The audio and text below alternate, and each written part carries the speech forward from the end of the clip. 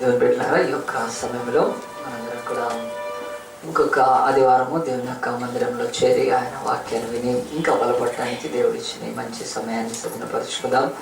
August మాసము మరి 3వ ఆ యొక్క ఆదివార దినము, సెలవు దినము, దేవుని ఆరాధించడానికి మనకు స్వేచ్ఛతో కూడిన మరి ఈ యొక్క అవకాశము దేవుడి దేశంలో కల్పించాడు. కనుక ఆ దేవుని యొక్క మహాకృపను బట్టి మన దేశం అంతా కూడా స్వాతంత్ర పండుగను మన 15వ తారీఖున జరుపుకొని మరి ఈ దేశంలో ఎన్నో ప్రపంచంలో ఉన్న 250 దేశాల్లో భారతదేశం అతి గొప్ప మరి ప్రజాస్వామ్య దేశంగా డెమోక్రటిక్ కంట్రీగా ఉంది. ఇక్కడ కావలసినంత విస్తారమైన మత స్వేచ్ఛ కూడా ఉన్నది. ప్రతి వ్యక్తి కూడా తను ఇష్టమైన దేవుణ్ణి నమ్మచ్చు, ఆ ఇష్టమైన దేవుణ్ణి ఆరాధించవచ్చు, ఆ ఇష్టమైన దేవుణ్ణి మరి ప్రకటించడం కూడా వచ్చు ఈ లోకంలో. కనుక మరి అలాంటి గొప్ప స్వేచ్ఛ ఉన్న ఈ దేశంలో మనం కూడా దేవుడిచ్చిన ఈ కృపను మనం సద్వినియోగపరచుకోవాల్సిన వారంగా ఉన్నాం. కనుక మొన్న మరి 15th ఆగస్టుకి ముందు ఒక 2-3 రోజుల ముందు న్యూస్ పేపర్స్లో వస్తుంది ఏమిటంటే మరి ప్రతి ఆ యొక్క 15th ఆగస్టుకి ఈ యొక్క నేషనల్ ఇండిపెండెన్స్ డే అనే ఒక పండుగను, జాతీయ పండుగను జరుపుకోవటానికి మరి కొంతమందిని ఆ యొక్క పండుగలో ఘనపరచడానికి ఈ దేశం ఇష్టపడి కొన్ని అవార్డ్స్ను ప్రకటిస్తూ ఉంటుంది. మరి ఎలాంటి అవార్డ్స్ అని అంటే మరి మనకు తెలుసు, అవి ముఖ్యంగా స్పోర్ట్స్ అవార్డ్స్ వచ్చినప్పుడు మరి అర్జున్ అవార్డు కానీ, రాజీవ్ ఖేల్ రత్న అవార్డు కానీ, చాలా అవార్డ్స్ ఉంటాయి దాంట్లో. మరి అలాంటి అవార్డ్స్లో మరి ఎంతో రీసెంట్గా క్రికెట్ నేర్చుకొని లేకపోతే క్రికెట్ ఆ యొక్క గేమ్లో షైన్ అయిన విరాట్ కోహ్లీకి అర్జున్ అవార్డు వచ్చింది. ఆ తర్వాత మన ఆంధ్రప్రదేశ్ అమ్మాయి ఆ యొక్క సింధు, ఆమెకు కూడా మరి అర్జున్ అవార్డు రావడం చాలా ఎంత ఎర్లీలో చిన్న ఏజ్లోనే రావడం భారతదేశంలోనే ఒక గొప్ప పురస్కారం. కనుక వాటిని మరి వాళ్ళు పొందుకున్నప్పుడు అయితే అవి కామన్గా జరుగుతూ ఉన్నాయి. కానీ నేను పేపర్లు చదివినప్పుడు ఇంకొక వ్యక్తి, అతని పేరేదో ఉంది కానీ అతను అంటున్నాడు, నాకు కూడా మరి ఆ యొక్క రాజీవ్ ఖేల్ రత్న అవార్డు ఇవ్వకపోయినా కనీసం నాకు అర్జున్ అవార్డు అన్నా ఇవ్వండి అని ఆయన రిక్వెజేషన్ పెట్టుకొని ఎంబడబడతా ఉన్నాను, నాకు ఇవ్వండి ఇవ్వండి ఇవ్వండి అని. ఎందుకనంటే ఈరోజు మరి భారతదేశమే కానీ ప్రతి దేశాలు కూడా బాగా ఫేమ్ అవుతున్న గేమ్స్, బాగా వాటిని త్వరగా ప్రజలలోకి తీసుకువెళ్ళి అవి గుర్తింపబడ్డ తర్వాత వాటికి అవార్డ్స్ అయితే ఎక్కువ ప్రాముఖ్యత లేని గేమ్స్ ఉన్నాయి, వాటికి అవార్డ్స్ కూడా ఇవ్వట్లేదు. అది అతని బాధ అనమాట. మేము కూడా ఈ దేశం కొరకు ఎన్నో పథకాలు తీసుకొస్తున్నాం కానీ మాకు గుర్తింపు లేదు. మాకు భారత ప్రభుత్వము అటు క్రికెట్, ఈ యొక్క టెన్నిస్ ఇవి బాగా ప్రజల్లో చాలా ఫేమస్ కనుక వాళ్ళకి అవార్డ్స్ కూడా ఇస్తున్నారు. ఇప్పటికే దాంట్లో డబ్బు వాళ్ళు సంపాదించుకుంటున్నారు, అన్నీ ఉన్నాయి, మాకు కనీసం అవార్డ్స్ కూడా లేవని చెప్పి అతను అలాగని అడిగాడు. అంతే తప్ప ఆయన మరి మంచి ఆటగాడు కాదని కాదు, లేకపోతే ఆట ఆడకుండా తను అవార్డు అడుగుతున్నవాడు కాదు. కానీ మరి భారత ప్రభుత్వం చూపిస్తున్న వివక్షత లేకపోతే ఆ యొక్క పక్షపాతాన్ని ఆయన మీడియా వాళ్ళ ముందు వచ్చి అలాగే అన్నాడు అనమాట. ఏదైనా అవార్డు ఇచ్చినప్పుడు మాకు కొంత మరి ప్రాముఖ్యత కలుగుతుంది, ఆ తర్వాత ఆ గేమ్కి కూడా ఇదవుతుందని చెప్పినప్పుడు నేను మరి ఆ యొక్క మాటలు చదివినప్పుడు మనుషులు ఇలాగున అవార్డ్స్ కోరుకోవాల్సిన స్థితి, నన్ను ఇచ్చేయండి, కనుక నన్ను గౌరవించండి, నన్ను ఘనపరచండి, నన్ను అందరూ ఈ పేరు పెట్టి పిలవండి అని కోరుకోవటం అది మనుషుల యొక్క సహజం కాదని, నిజంగా అవసరం లేదు. దేవుడు మనల్ని గనపరచాలి, మనుషులు మన మంచితనాన్ని చూసి గనపరచాలి కదా. అంతేగాని నన్ను ఫలానా అని చెప్పి అనిపించుకోవడము అది నిజంగా మానవ జీవితాల్లో అది తక్కువతో కూడిన స్వభావం, అది నీచమైన స్వభావం చెప్పాలంటే. కనుక దేవుని యొక్క వాక్యంలో ఒక వచనం చూపిస్తాను. ఈ భూమి మీద మనుషులందరి దృష్టిలో గొప్పవైనవి మాత్రం మనుషులు కోరుకుంటున్నారు. అయితే లూకా సువార్త తీస్తే దేవుని యొక్క వాక్యంలో ఒక మాట రాయబడింది. లూకా సువార్తలో ఈ యొక్క వ్యక్తి మరి గురించి బైబిలే చెప్తూ ఉంటది. లూకా సువార్తలో దేవుని యొక్క వాక్యంలో మరి మంచి మాట రాయబడింది. అది ఏమిటనంటే మనము ఆ యొక్క లూకా సువార్త 1వ అధ్యాయంలో 14వ వచనంలో అతడు ప్రభువు దృష్టికి గొప్పవాడై అని ఉన్నది.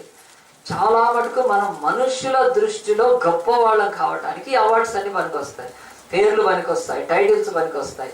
కానీ దేవుని దృష్టిలో గొప్పవారం కావటం ఎలాగున ఒక వ్యక్తి గురించి చెప్పాడు. దేవుడే తన ఆత్మ ద్వారా ప్రవచన చేయబడినాడంటే ఈ భూమి మీద ఇండిపెండెన్స్ కో, రిపబ్లిక్ డేనో, ఇంకే అకేషన్స్ లో ఈ మనుషులు ఇచ్చే అవార్డ్స్ అవన్నీ కూడా అవి పక్కన పెడితే అవి మనుషుల దృష్టిలోనే ఘనమైనవి.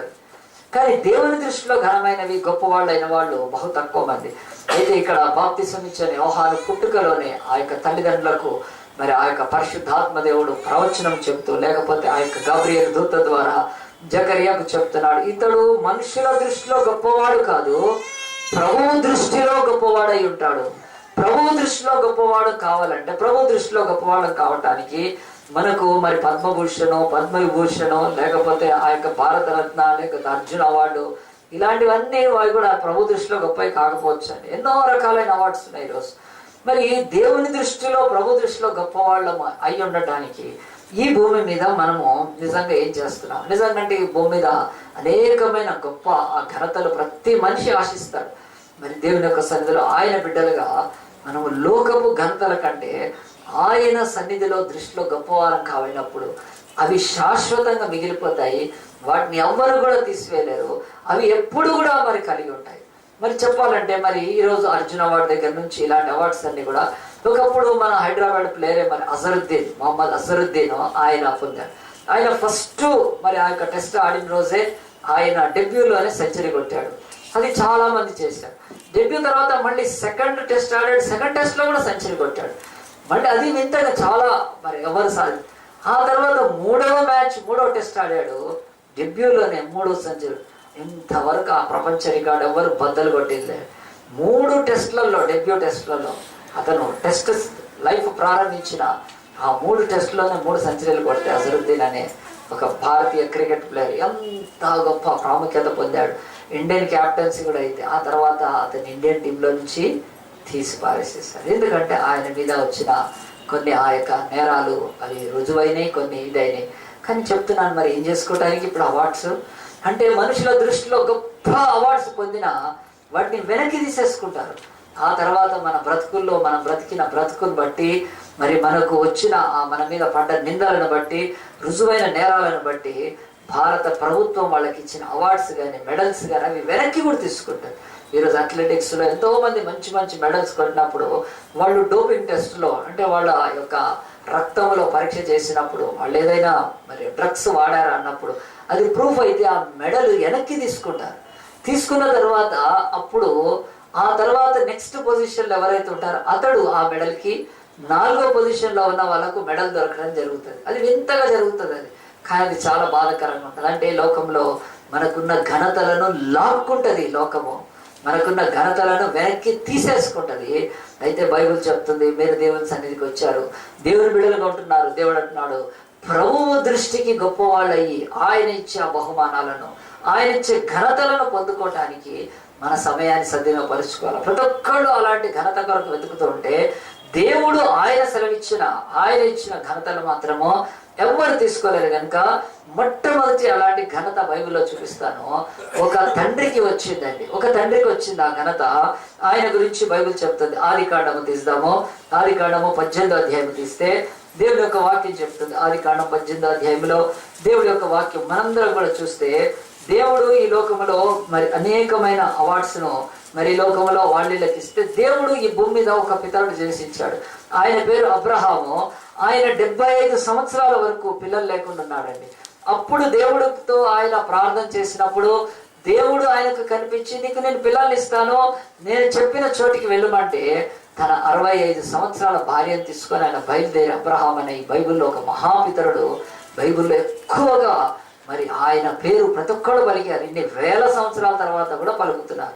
ఆనాడు అబ్రహాము కాలంలో ఉన్న ఒక్క వ్యక్తి కానీ, ఒక చక్రవర్తి కానీ, రాజు కానీ, అటు మన భారతదేశంలో కావచ్చు, ప్రపంచ దేశాల్లో ఒక్కడి పేరింత ప్రపంచంలో మారుమోగదు. ఎందుకంటే అబ్రహాముతో ఆయన ఈ భూమి మీద ఉన్న ఇప్పుడు అతి పెద్ద మతస్థులు ఎవరైతే ఉన్నారో, విశ్వాసులు, వాళ్ళకు మూల తండ్రిగా అయ్యాడంటే ఈ అబ్రహాం అనే ఆయన బయలుదేరి వెళ్ళినప్పుడు ఆయన చాలా అద్భుతాలు చేసినప్పుడు ఆయన ద్వారా దేవుడు అద్భుతాలు జరిగించిన ఆయనకు దేని బట్టి కూడా ఆ యొక్క పేరేది రాలేదు.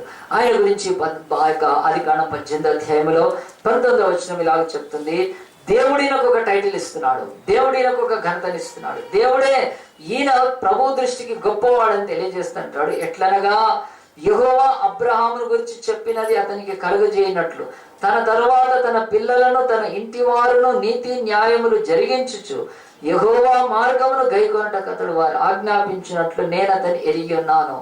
భూమి మీద ఈ మాట ఇంకెవరికి పలకలేకపోయాడండి. దేవుడు అబ్రహాముకు విషయమే చెప్పాడు. ఎంత గొప్ప రివార్డ్ అంటే, ఇతడు ఎలాంటి తండ్రి అంటే తన కుమారుణ్ణి ఆ యొక్క దేవుడి ఆజ్ఞల్లో పెంచే తండ్రి. ఎట్టి పరిస్థితుల్లో అలాగన పెంచే ఆ యొక్క తండ్రి యొక్క గుణాన్ని బట్టి నేను ఆయన ఎరిగి ఉన్నాను అని దేవుడు సాక్ష్యం ఇస్తున్నాడు. ఇది బైబిల్లో మొట్టమొదటి అవార్డు ఎవరికి ఇస్తున్నాడు అంటే దేవుడు అబ్రహాంకి ఇస్తున్నాడు. ఏ గుడ్ ఫాదర్ అంటే ఒక మంచి తండ్రి అని ఇస్తున్నాడు. ఈరోజు గుడ్ ఫాదర్ అనే అవార్డు మనకు ఉందండి. ఈరోజు గవర్నమెంట్ ఆఫ్ ఇండియాలో కానీ కదా, లేకపోతే మరి ఆ యొక్క స్టేట్ గవర్నమెంట్లో ఈయన ప్రతి సంవత్సరం మన ఏపీలో మంచి స్టేట్లో ఒక మంచి ఫాదర్ అని ఇస్తారండి. ఇవ్వరు. బెస్ట్ టీచర్ ఇవ్వచ్చు, ఇంకా బెస్ట్ ఏదైనా ఇవ్వచ్చండి కదా. బెస్ట్ పోలీస్ ఆయనకు, లేకపోతే అవార్డ్స్ మిలిటరీలో ఎన్నో అవార్డ్స్ ఉన్నాయి పరమవీర చక్రతో పాటు. కానీ ఈ దేశంలో కానీ ఏ దేశంలో మన దేశంలో నివసిస్తున్న ఆయన బెస్ట్ తండ్రి, ఈమె బెస్ట్ తల్లి అని ఇవ్వటానికి ఏమైనా ఉన్నాయండి? ఏమీ లేవండి. కానీ దేవుడిస్తాడు. ఇవి దేవుడు ఒక్కడే ఇవ్వగలుగుతాడు కనుక అంటున్నాడు. దేవుని దృష్టిలో అబ్రహాం ఎంత గొప్పవాడంటే, అబ్రహాము లేచి ఆయన దేవుడు చెప్పినప్పుడు ఆయన కరువులోకి వెళ్ళాడు. ఆయన కరువు దేశంలో ఉంటే దేవుణ్ణి దూషించలేదు. దాన్ని బట్టి అబ్రహాము నన్ను కరువులో దూషించలేదు కనుక ఆయన గొప్పవాడు అనలేదు. అంతేకాదు, ఆయన ముందుకు వెళ్ళిన తర్వాత తన భార్య ఒక దగ్గర ఇరుక్కొని పోయినప్పుడు ఆయన అక్కడి నుంచి అవిశ్వాసి అయిపోయి ఆయన వేరే కార్యం చేయలేదు. కానీ 12వ అధ్యాయం నుంచి ఆయన జీవితం అంతా ఉంటుందండి. ఎన్నో సంఘటనలు బైబిల్ స్టడీకి వచ్చే వాళ్ళందరికీ తెలిసివి. అలాగున అబ్రహాం యొక్క జీవితంలో అది కరువు వచ్చినా, ఆ తర్వాత యుద్ధం వచ్చినా, ఒక పెద్ద రాజు 9 రాజులను జయించే ఒక చక్రవర్తి రాజు లాంటి మీదకి వెళ్ళాడు. యుద్ధం చేసి తిరిగి వచ్చాడు. అప్పుడు దేవుడు అతన్ని చూసి, ఇతడు గొప్ప యుద్ధము చేయగలవాడైనట్లుగా నేను ఎరిగి ఉన్నానని దేవుడు ఇవ్వలేదండి. ఆ యుద్ధం ఈజీగా జయించేసి వచ్చాడు అని దేవుడు చెప్తున్నాడు. అలాగున అబ్రహాము ఎన్నో గొడవలు వచ్చినప్పుడు గొప్ప సమాధానం కలిగి తన యొక్క సహోదరుడు కొడుకైన లోతుతో ఆయన ఎలాంటి విభేదాలు పడలేదు, కానీ శాంతితో సమాధానముతో వాళ్ళ మధ్యలో పరిష్కారం చేసి ఆయన ఉన్నతమైన ఔదార్యాన్ని చూపి ఆ యొక్క కార్యం చేసినప్పుడు దేవుడు అబ్రహాం బట్టి, ఇతడు తన యొక్క సహోదరుడు కొడుకు పట్ల చూపిన ఔదార్యాన్ని బట్టి నేను ఇతన్ని ఎరిగి ఉన్నానని దేవుడు అనలేదు. ఇంకా మీరు అక్కడి నుంచి పోతే 25 సంవత్సరాల సుదీర్ఘ నిరీక్షణ తర్వాత, మరి 25 సంవత్సరాల తర్వాత ఎగతాళ్ళ మధ్యలో, దుఃఖములో, కన్నీటిలో, బాధలో ఆయన అలాగా పోతున్నప్పుడు 25 సంవత్సరాల తర్వాత కుమారుడిని ఇచ్చాడండి. ఆ కుమారుడిని కలిగినప్పుడు కూడా దేవుడు పెద్ద అనలేదు, కానీ ఆ కుమారుడిని దేవుడి కొరకు పెంచాడండి. పెంచినందుకు దేవుని వాక్యం చెప్తుంది, ఈతడు దేవుని ఎదుట ఒక మంచి తండ్రిగా తన పిల్లలను దేవుని ఆజ్ఞలలో నడిపించడానికి ఆజ్ఞాపించేవాడని చెప్పి దేవుడి యొక్క మరి టైటిల్ ఇస్తున్నాడు. ఎందుకు నేను చెప్తున్నా అంటే, ఈరోజు మనందరం కూడా దేవుని యొక్క సన్నిధిలో ఏదో ఒక టైటిల్ కొరకు, ఏదో ఒక గొప్పతనం కొరకు ఆశపడుతుంటే, నువ్వు వివాహం అయి ఉంటే నీ పిల్లల గురించి ఏంటో ఆలోచించు. దేవుడు అంటున్నాడు, పిల్లలకు మరి నువ్వు సరిగ్గా పెంచే తల్లిగా తండ్రిగా ఉంటే ఇది ప్రభు దృష్టిలో గొప్ప అవార్డు. ఇంతకంటే గొప్ప అవార్డు మీకు ఏమీ ఉండదు. నాకు తెలిసిన ఒక కుటుంబము, ఆయన ఆ కుటుంబంలో మరి తండ్రి అనండి, లేకపోతే ఆ యజమాని ఒకరోజు నా దగ్గర వచ్చి ఏడుస్తా ఉన్నాడు. చాలాసేపు దుఃఖపడతా ఉన్నాడు. ఎంత దుఃఖపడ్డాడంటే పాపం ఆయన దుఃఖపడేంత వరకు నేను మాట్లాడలేకపోయాను. ఏడ్చిన తర్వాత బాగా ఖర్చులు తీసుకొని తెరుచుకొని ఏమన్నాడంటే, నా జీవితము వ్యర్థమైపోయింది అజయ్. ఎందుకంటే నా జీవితంలో నా పిల్లల్ని నేను సరిగ్గా పెంచలేకపోయాను. 3 మరి కూతురులో ఒక కొడుకు. ఎవ్వరి జీవితంలో గ్రేస్ లేదండి. మరి వాళ్ళ గురించి పగలు రాత్రి కష్టపడ్డాడు. పగలు రాత్రి వాళ్ళని ఏం చేశాడంటే, మరి చదివించడానికి కష్టపడి డబ్బు సంపాదించి వాళ్ళకి కావలసినవన్నీ ఇచ్చి, కావలసిన ఫీజులన్నీ కట్టి, ఇల్లుతో పాటు అన్నీ ఏర్పాటు చేశాడు. కానీ ఈరోజు ఇంత పిల్లలు కూడా మంచి ఉద్యోగాల్లో ఉన్నప్పటికీ ఈరోజు ఆయన కుమిలి ఏడిపోతున్నాడు. ఎందుకనంటే ఆ ఇంటిలో ఏమాత్రం శాంతి లేదు. వాళ్ళు పెళ్ళిళ్ళైతే చేసుకున్నా ఎవ్వరి కుటుంబం సరిగ్గా లేదు. ఆ తర్వాత ఎప్పుడూ గొడవలు ఇంట్లో, ఎప్పుడూ సమస్యలే వాళ్ళ ఇంట్లో. అప్పుడు ఆయన యొక్క జీవితంలో బహు సమీపంగా ఆయన ఈరోజు దుఃఖపడుతున్నప్పుడు, ఎందుకు ఈయనలో ఏం తప్పు ఉంది? ఈయన పిల్లల్ని సరిగ్గా పెంచలేదా? చక్కగా పెంచాడు, చక్కగా చదివిపించాడు, చక్కగా డబ్బును త్యాగం చేసి పగలు రాత్రి ఓటీలు చేసి కష్టపడి వాళ్ళ కొరకు ఖర్చు పెట్టిన తర్వాత కూడా ఈరోజు అంటున్నాడు, నా బ్రతుకు నిష్ప్రయోజనం అయిపోయింది అంటున్నాడు. ఎందుకనంటే ఆయన జీవితంలో ఆ స్థితికి రావడానికి కారణం, ఎన్నడూ తన పిల్లల్ని దేవుని వద్దకు నడిపించలేదండి. ఎప్పుడు చూసినా ట్యూషన్స్, ఎప్పుడు చూసినా కానీ ఆ యొక్క చదువు, ఎప్పుడు చూసినా కానీ లోకంలో మరి ఆ యొక్క హయ్యర్ స్టేజ్కి ఎట్లా వెళ్ళాలి, మన పిల్లలు సమాజంలో ఎంత గొప్పగా ఉండాలి. అయిపోయిందండి, పెళ్ళిళ్ళు అయిపోయినాయి, పిల్లలు లేరు వాళ్ళకి ఎవరికి. ఆ కుటుంబాలు మరి డైవర్స్ దాకా వచ్చేసి ఈరోజు డబ్బు వెండి బంగారం అయితే మిగిలింది, కానీ ఆ ఇక ఏ ఒక్క పిల్ల ఇంట్లో ఆయనకున్న 3 కూతుర్లు 1 కొడుకు విషయంలో ఆయన ఈరోజు అంగలారుస్తున్నాడు. కారణం ఏంటంటే he denied the God in his life.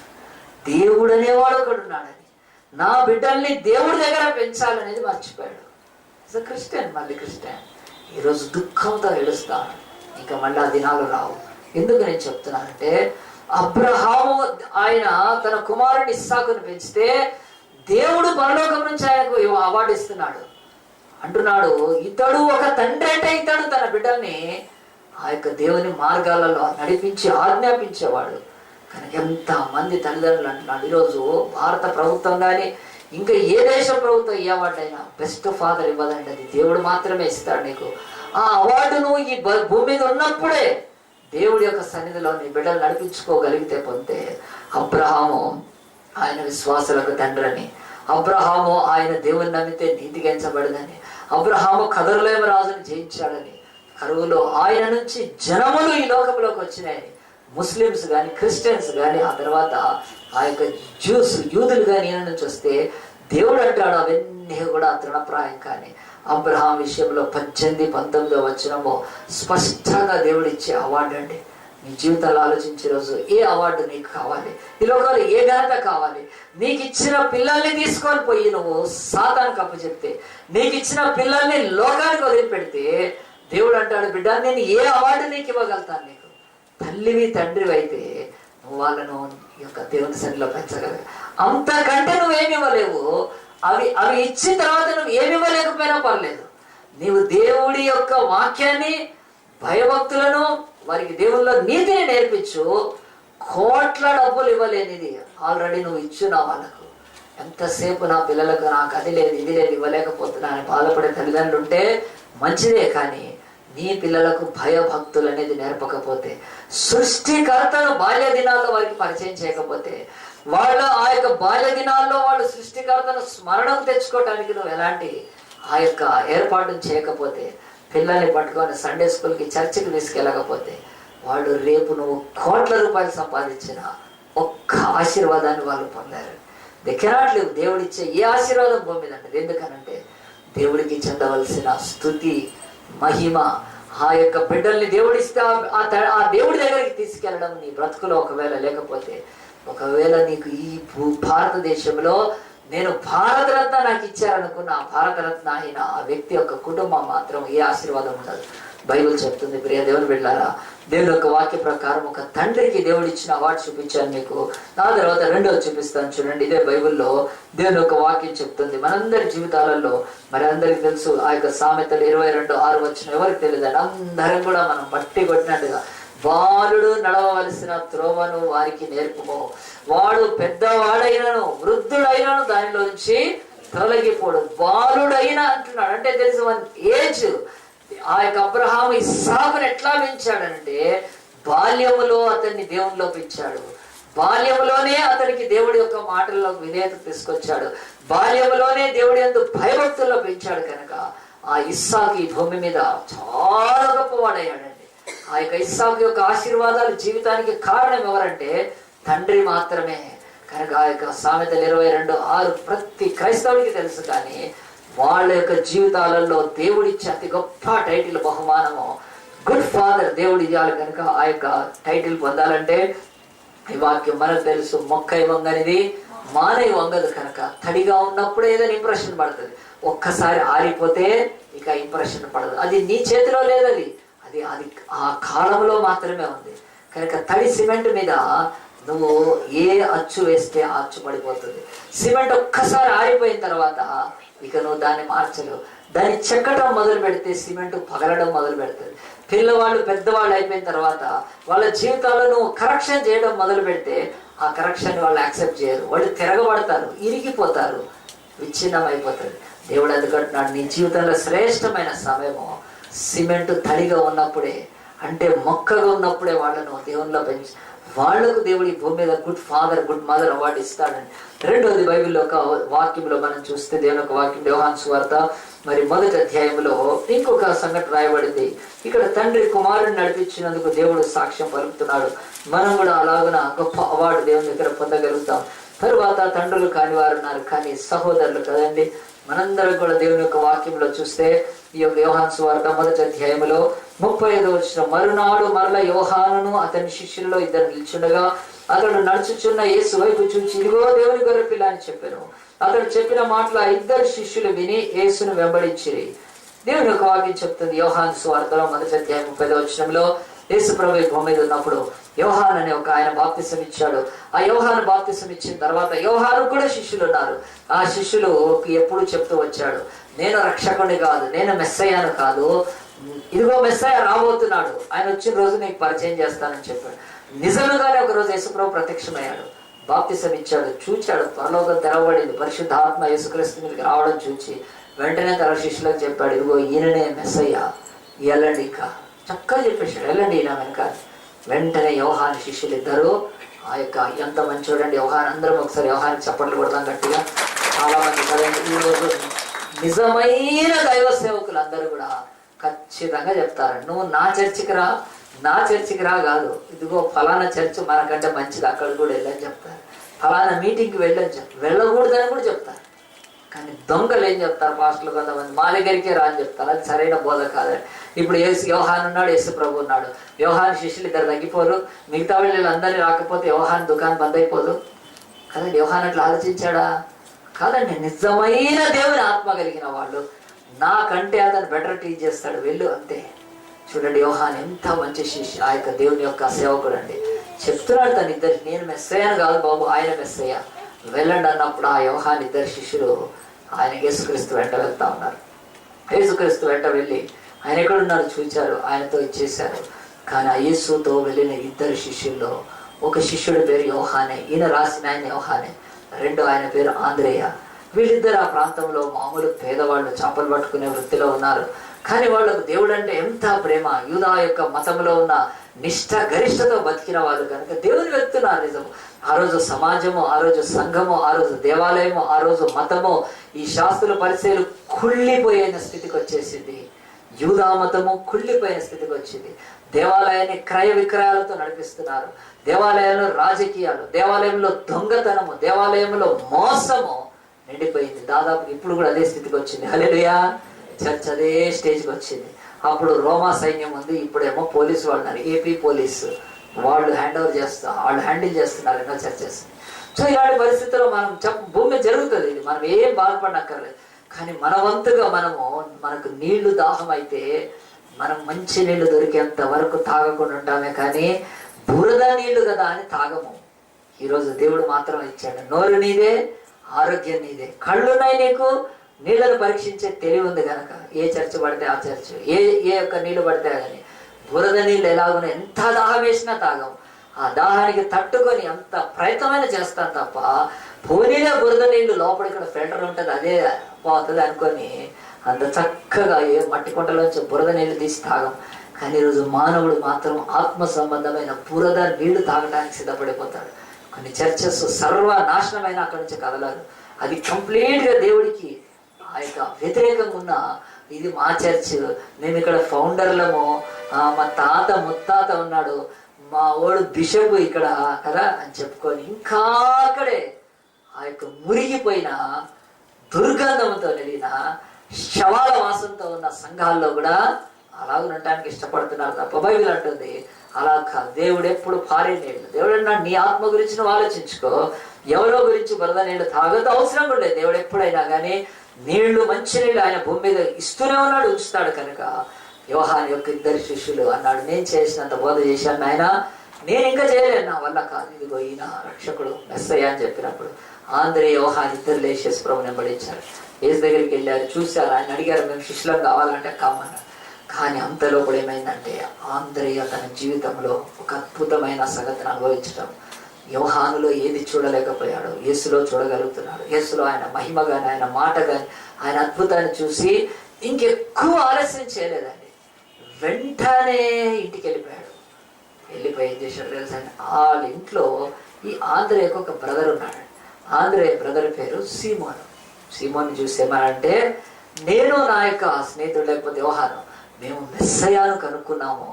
మెస్సయాను వెతుకుతున్నారు కదా, ఇప్పటి వరకు మనం వెతుకుతూ వచ్చాము. 400 సంవత్సరాలు ఈ బైబిల్లో ఈ మిడ్ పీరియడ్ అంటారు, అంటే ఈ యొక్క సైలెంట్ పీరియడ్. మత్తయి సువార్తకు, ఆ తర్వాత ఈ యొక్క మలాకి గ్రంథానికి, బైబిల్లో ఆఖరి మలాకి గ్రంథము, ఇది మత్తయి సువార్త.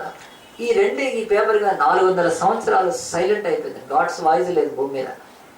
ఆఖరి ప్రవక్తలు మలాకి కూడా కొంతమంది ప్రవక్తలు లాస్ట్ తర్వాత ఇక దేవుని దగ్గర నుంచి వాయిస్ లేకుండా పోయింది.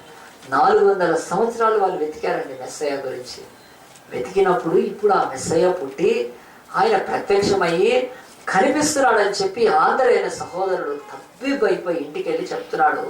సీమోన్ అని తన సహోదరుడికి చెప్తున్నాడు, మేము మెస్సయ్యను చూచాము, కనుగొన్నాము, రా నువ్వు కూడా అని చెప్పి వెంటనే తన సహోదరుడిని తీసుకొని వెళ్ళాడండి. నేను ఎందుకు ఈ మాటలు చెప్తున్నా అంటే, ప్రియ దేవుని బిడ్డలారా, యోహాను సువార్తలో మాటలు రాస్తున్నాయి, మీరు చదువుకోవచ్చు కూడా కావాలంటే. యోహాను సువార్త 1వ అధ్యాయంలో ఆ మాటలు ఉంటాయి చూడండి. మనకు దేవునికి వాక్యం చెప్తుంది, ఈ యొక్క గొప్ప సీమోన్ అనే ఆయన ఎవరి ద్వారా నడిపింపబడ్డాడంటే తన బ్రదరు ఆంధ్రేయ ద్వారా నడిపింపబడ్డాడని బైబిల్లో రాయబడింది. దేవుని యొక్క వాక్యం అక్కడి నుంచి చూస్తే మనము, అతడు మొదట సీమోను చూచి మేము మెస్సియాను కనుగొంటామని అతనితో చెప్పాను. చాలా 41వ వచనంలో ఉన్నది. ఈ యొక్క బైబిల్లో చాలా ఫేమస్. యేసు క్రీస్తు తర్వాత ఆయన వెళ్ళిపోతే దాదాపుగా ఆయనతో సమానంగా ఎవరు అంత తయారయ్యారంటే పేతురు అని బైబిల్ చెప్తుంది. పీటర్ అండ్ సీమోను పేతురు. దేవుడు ఆయన పేరు కూడా మార్చాడు. సీమోన్, సైమన్ పీటర్ అని ఉంటుంది ఇంగ్లీష్లో. అయితే ఈ పేతురు అన్న సీమోన్ అన్న ఒకడే. ఈ సీమన్ అంటే లేకపోతే సీమోన్ అనే పేతురుని ఎవరు నడిపించారు? బైబిల్ చెప్తుంది ఆంధ్రేయ తన సహోదరు నడిపించాడు. బైబిల్ చెప్తుంది ఈరోజు బెస్ట్ బ్రదర్ అవార్డు ఎక్కడన్నా ఉందా కదండి? బెస్ట్ బ్రదర్ అవార్డు ఎక్కడన్నా ఇస్తారా? మన బ్రదర్ ఒక ఆయన ఉన్నాడు ఇప్పుడు, ఆయన కదండి ఆ యొక్క రక్షణ ఛానల్లో ఉండేవాడు. సో ఆయన బెస్ట్ బ్రదర్ నాకే తెలియదు, కానీ ఆయన గురించి నాకెందుకు, ఆయన విషయంలో బయ్యారము మరి అది చూపిస్తుంది, బెస్ట్ బ్రదర్ బెస్ట్ బయ్యారం అని. అయితే మరి బైబిల్ అయితే చెప్తుంది బెస్ట్ బ్రదర్ ఎవరు? బైబిల్ చెప్తుంది ప్రతి సహోదరుడు తన యొక్క తోటి యొక్క కుటుంబీకులలోని అన్నదమ్ముల విషయమై మెస్సయ్య దగ్గరికి తీసుకెళ్ళగలిగిన వాడే. ఈరోజు ఏ అవార్డు అయినా కానీ బెస్ట్ బ్రదర్ అని ఎక్కడైనా అవార్డు ఇస్తారు. దేవుడు అంటే నేను ఇస్తాను. భూమి మీద అలాంటి అవార్డు ఇవ్వాలంటే ఆంధ్రేయను పిలిచిస్తాడు దేవుడు ప్రపంచంలో మొత్తం విషయంలో. అసలు మీకు ఈ లోకంలో ఈ పేతురు అనే నా శిష్యుడు ఎట్లా కలిగాడు? వాళ్ళ సహోదరుడు ఆంధ్రేయ తీసుకొని వచ్చాడు నా దగ్గరికి. నేను వెళ్ళి యేసుప్రభు అడగలేదు, ఆంధ్రేయ కదా మరి నీ యొక్క సహోదరులు ఎంతమంది అంటే నీ ఆధార్ కార్డు దిగి కదా, తీసి నీ రేషన్ కార్డు దిగి, ఎవరు మీ అమ్మెవరు, మీ నాన్నెవరు, నీ సహోదరులు ఎవరు, ఎట్లా ఉంటాడు సీమోన్, మంచిగా మాట్లాడతాడా, బాగా వాయిస్తాడా ఏమన్నా, అయితే పట్టరా నేను శిష్యుని చేసుకుంటా అని అనలేదండి యేసుప్రభు. యేసుప్రభుకి ఒకటే తెలుసు, ఆయన ఏది మనకి ఇస్తాడో అది పంచుకోవడం నేర్చుకోవాలి. యేసుప్రభు మనకి ఏది ఇచ్చినా సరే we should ready to share with others. కనుక యేసుప్రభు ఒకసారి పచ్చి వేషతో మాట్లాడుతున్నాడు. ఆ యొక్క గ్రామాన్ని చెడగొడుతుంది ఒక స్త్రీ. అలాంటి ఆమెతో మాట్లాడినప్పుడు ఆమె కూడా నువ్వు మెస్సయ్య అంటే అవును నేనే అన్నాడు మెస్సయ్య. ఎందుకనంటే ఆమె బతుకును ప్రారంభం నుంచి చెప్పగలిగాడు. ఆ ఊరిలోకి ఫస్ట్ టైం వచ్చినవాడు. చెప్పగానే ఆ యొక్క సుకార్ అనే బావి దగ్గర సమరే ఊరిలోని ఒక స్త్రీ ఏం చేసింది తెలుసా అండి? ఇదిగో నేను చేసినవన్నీ నాతో చెప్పిన వాడు ఈయననే చూడటం రండి అని చెప్పి ఆ ఊర్లోకి వెళ్ళి అందరినీ తీసుకొచ్చేసేసింది. అంటే యేసు మనకి ఏది ఇస్తాడో అది షేర్ చేసుకోవడానికి. ఆనాడు ఈ వేశ్యకు చాలా మంది ఆ రోజు ఎవరు లేకపోవచ్చేమో, కానీ ఈ యొక్క ఆంధ్రేయకు మాత్రం సహోదరుడు నాడు ఫస్ట్ బ్రదర్ని నడిపించాడని. ప్రియ దేవుని బిడ్డలారా ఆలోచించండి. బెస్ట్ బ్రదర్ కంటే గొప్ప, బెస్ట్ సిస్టర్ కంటే గొప్ప వాడు ఎక్కడ ఉంటుంది? ఒకరోజు నేను ఒక వ్యక్తికి కళ్ళు బాగాలేకపోతే నేను ఏం చేశానంటే ప్రార్థన చేసిన తర్వాత నాకు ఒకళ్ళు చెప్పారు, ఫలానా ఆయన దగ్గర తీసుకొని వెళ్ళండి, ఆయన మంచి హీలింగ్ మరి వరం ఉంది, ఆయనకు స్వస్థత వరం ఉందంటే నేను వీళ్ళని తీసుకొని వెళ్ళినప్పుడు ఆయన ఒక చాప వేసుకొని కూర్చున్నాడు. కూర్చున్న తర్వాత ప్రార్థన చేయడం మొదలుపెట్టాడు చాలాసేపు. ఆ తర్వాత ఆయన కొన్ని చెప్పిన మాటలకు చాలా సిగ్గుపడ్డానండి. నేను తీసుకెళ్ళాక ఆయన అడిగాడు, ఈ అంశం మీద ఎప్పుడైనా ఒకే అంశం మీద ప్రార్థన చేశారా? చేయలేదు, అంతా కలిపి చేస్తున్నా అని చెప్పి ఆయన దగ్గర నుంచి చాలా సంగతులు నేర్చుకున్నాడు. నేర్చుకున్న తర్వాత ఆయన తన యొక్క జీవితంలో జరిగిన కొన్ని సంఘటనలు చెప్పిన తర్వాత ఎంతోమంది ఆయన దగ్గర స్వస్థతలు పొందిన తర్వాత మరి ఆయన జీవితంలో చూస్తే నేను అడిగాను, ఏమడిగానంటే మీరు ఏ డినామినేషన్ లేదు దేనికి సంబంధం అంటే ఆయన నాకు ఏ డినామినేషన్ లేదు. నేను ఆశ్చర్యపోయాను, మరి ఇంత వాక్యం అదేదంటే నేను సిగ్గుపడేట్టు జవాబు చెప్పాడు. ఆయన ఒక బ్రాహ్మణ్ అంటే బ్రాహ్మణ్ కన్వర్ట్ అయ్యి ఆయన యేసుక్రీస్తు నమ్మి ఆయనలో విశ్వాసం ఉంచి విగ్రహాలను తీసివేసి ఆయన తన జీవితంలో మరి ఆయన 60 కిలోమీటర్లు అప్ అండ్ డౌన్ తన జాబ్ చేస్తూ కూడా పోయి వాక్యం చెప్పి వాళ్ళ ఇంటిలో వ్యతిరేకం ఫస్ట్ ఆయన భార్యను క్రీస్తులోకి నడిపించాడు. ఆ నడిపించిన తర్వాత ఆ భార్య కూడా యేసుక్రీస్తులోకి వచ్చి ఆ భర్త వైపు భార్య వైపు ఇద్దరు 60 మందిని బ్రాహ్మణ్స్ నడిపించారండి. హల్లెలూయా. నేను చెప్తున్నానండి, ఆయన దగ్గరికి వెళ్ళి నేను కూర్చున్నప్పుడు నా బ్రతుకులన్నీ నేర్చుకున్నాను. ఆయన తన సహోదరులు మరణమునకు, తన సహోదరులు పాతాళానికి వెళ్ళిపోవడము, తన సహోదరులు అందరూ కూడా వేదాలు తెలిసి కూడా వాళ్ళు భయంకరమైన నరకానికి వెళ్తున్నారని తన జీవితంలో రైల్వేస్లో పనిచేస్తాడండి. ఆయన ఎంతో స్థితికి వెళ్ళొచ్చు, కానీ వీటిని వదిలిపెట్టుకొని ఏ ప్రమోషన్ కొరకు ఆశపడకుండా నా నశించిపోయే నా సహోదరులు, నా ఇంటి పేరు పెట్టబడ్డవాళ్ళు, నా సొంత అన్నదమ్ములు, ఆ భార్య యొక్క సహోదరుల కొరకు ఆయన పాటుపడి తన జీవితాన్ని ముగింపు దశకు వచ్చినప్పుడు ఎంతోమంది క్రైస్తవులు ఆయన దగ్గరికి వెళ్తే సిగ్గుపడేంత వాక్యం ఆయన దగ్గర ప్రార్థన చూసి ఒకసారి ప్రార్థన చేస్తే 3 రోజులు నాన్ స్టాప్గా ప్రార్థన, ఒక చాప్ వేసుకొని కూర్చొని ప్రార్థన చేస్తే 3 days బయటికి రాకుండా ప్రార్థన చేస్తాను. అంత గొప్ప ప్రార్థనాపరుడుగా అతని జీవితంలో ఈ యొక్క స్వస్థతలు అవి కాదు, కానీ అసలు పచ్చి బ్రాహ్మణుల విగ్రహాలను చేస్తున్న తన సహోదరులను దేవుని దగ్గర నడిపించుకున్నాడు. ఎందుకు నేను ఈ మాటలు చెప్తున్నానంటే, బెస్ట్ బ్రదర్ అవార్డు ఎక్కడుంది ఈరోజు నీకు? నెక్స్ట్ ఇండిపెండెన్స్లో మరి లేకపోతే ఇంకేదైనా భారత ప్రభుత్వం ఇస్తుందా? దేవుడు అంటాడు, బిడ్డ నేను ఇవ్వగలుగుతాను. నీ సహోదరుడు ఇక్కడ మన చర్చిలోనే అనిత ఉంది, మనందరికీ తెలుసు, వాళ్ళ సొంత అన్నను మరి ఉపేంద్ర నడిపించింది. మన ఇద్దరు తన సహోదరులను కూడా సురేష్ని మహేష్ని ఇద్దరిని చర్చిని నడిపించింది. ఇక్కడే కూర్చొని వాళ్ళు కదా. నేను ఎందుకు ఈ మాటలు చెప్తున్నానంటే, ఒకసారి నిలబడతాను. మహేష్ వచ్చాడా? రాలేదు. అయితే దేవుని యొక్క సన్నిధిలో వాళ్ళు నెక్స్ట్ సర్వీస్కి వస్తుండొచ్చు. బైబిల్ చెప్తుంది, ఎవరైనా సరే నేను నా సహోదరుడు దేవుని దగ్గర నడిపిస్తే వాళ్ళు ఈరోజు దేవుని మందిరంలో ఉన్నారా? దేవుడు అంటాడు, నీకు దేవుడు ఇవ్వబోయే అవార్డు గురించి దేవుడు అంటున్నాడు, అది చాలా గొప్పది. అది నీ డబ్బులతో, నీ వెండితో, నీ బంగారంతో, నీ ఉద్యోగంతో నువ్వు సంపాదించిన ఏ ఆస్తితో రేపు సమానం కాదు. ఎందుకు చెప్తున్నానంటే, ఒకవేళ పేతురు అనేవాడు లేకపోతే మనం బైబిల్ ఎట్లుండేదండి? ఆలోచించండి. పేతురు అనే ఈ యొక్క గొప్ప శిష్యుడు యేసుక్రీస్తు తర్వాత భూమి మీద నీళ్ళ మీద నడిచిన వాడు ఒక్కడే, ఆ యొక్క పేతురే. హల్లెలూయా. బైబిల్ చెప్తుంది, పేతురు తర్వాత ఎవరైనా శిష్యులు యేసు ప్రభు నోరు తెరిచి ఆయన ఎవరైనా ఒక మాట చెప్పింటే ఇంతవరకు భూమి మీద ఎవరికి లేదు. పరలోకము పాతాళపు యొక్క తాళం చేతులు నా దగ్గర ఉన్నాయి, కానీ పేతురు నీకు పరలోకపు తాళపు చేతులు ఇస్తున్నాను అంటున్నాడు. చూడండి, పరలోకపు తాళపు చేతులు పేతురు అంటే, నువ్వు ఎవరిని ఓపెన్ చేసి రమ్మంటే నువ్వు పిలిస్తే వాళ్ళని నీకు పరలోకం వాళ్ళకి ఇస్తా అని చెప్పినంత ప్రియ శిష్యుడుగా ఈ పేతురు ఎదగగలిగాడంటే యేసుక్రీస్తుగా. పేతురు సొంతంగా రాలేదండి, ఆంధ్రేయ నడిపించాడు. ఆలోచించి, ఈరోజు నువ్వు నీ సహోదరు నడిపిస్తే రేపు వాళ్ళు ఎంత పెద్దవాళ్ళు అవుతారో నీకు తెలియదు. కానీ నాకే ప్రార్థన రాదు, ఆంధ్రేయకేం రాదు. ఆంధ్రేయ పేరు తర్వాత బైబిల్లో బహు తక్కువ అవుతుందండి, కానీ పేతురు పేరు కంటిన్యూ అవుతూనే ఉంటుంది బైబిల్లో కదండి. మరి బైబిల్ చెప్తుంది, పేతురు అనే యొక్క గొప్ప వ్యక్తి సంఘానికి ఎట్లా నడిపబడ్డాడంటే, ఒక బెస్ట్ బ్రదర్ అండి. ఆంధ్రేయ బెస్ట్ బ్రదర్ అవార్డు ప్రపంచంలో దేవుడు ఇస్తాడు ఆయన. దేవుడు అంటున్నాడు, ఈరోజు బెస్ట్ బ్రదర్, బెస్ట్ సిస్టర్ ఆలోచించండి కదా. మరి ఏ సిస్టర్ అయినా సరే బెస్ట్ సిస్టర్ అంటే, అయ్యో ఇక్కడ RSలో ఆడి సేల్ ఉందని తన సిస్టర్కి ఫోన్ చేసి చెప్పేస్తుంది, నువ్వు వెళ్ళే తొందరగా డిస్కౌంట్ అయిపోతుంది.